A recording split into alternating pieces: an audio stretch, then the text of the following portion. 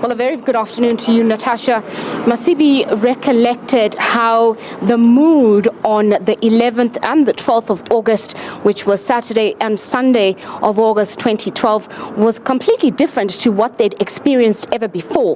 The group of miners that had approached them were singularly organized, they were extremely militant, and they were armed with sharp spears, they were armed with nopkiris, they had pangas, so they were armed really to the teeth, and they seemed not willing to back down.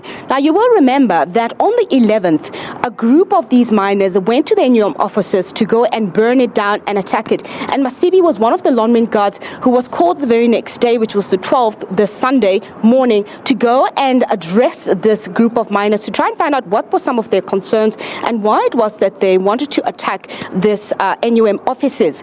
Now, on the Saturday, what had happened was that there was a scuffle between the NUM officials that were in the office as well as some of the Lonmin guards. It's unclear who fired shots at the approaching miners, but we do know that 2 miners were injured.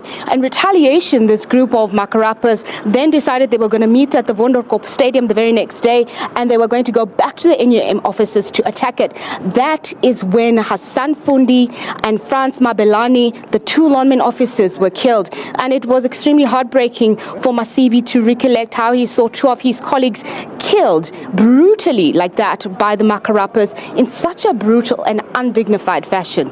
Now, Ntombi, let's look at Mr. X's testimony. He implicated Bongani Mehlim-Komo, who was killed earlier this week by unknown gunmen. Is Mr. X expected to appear again, and when?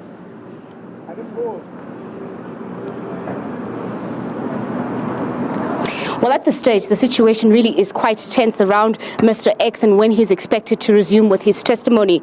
You will remember that his testimony so far, it does seem to have implicated Bongani, who was known by the nickname of Bai. So it does seem as though police are taking extremely stringent measures to ensure that Mr. X's safety has been assured. And he's not going to be appearing at the commission today. He's not going to be appearing most likely the bulk of next week. So we really we'll be hearing from the police when they are anticipating that Mr. X will continue with his testimony. But it certainly will be very interesting to hear exactly what Mr. X has to say. He would have by that time obviously heard that his testimony had implicated some people and that as a result of his testimony, an individual was killed. So we certainly will want to see what his reaction is to that and how true exactly his testimony was.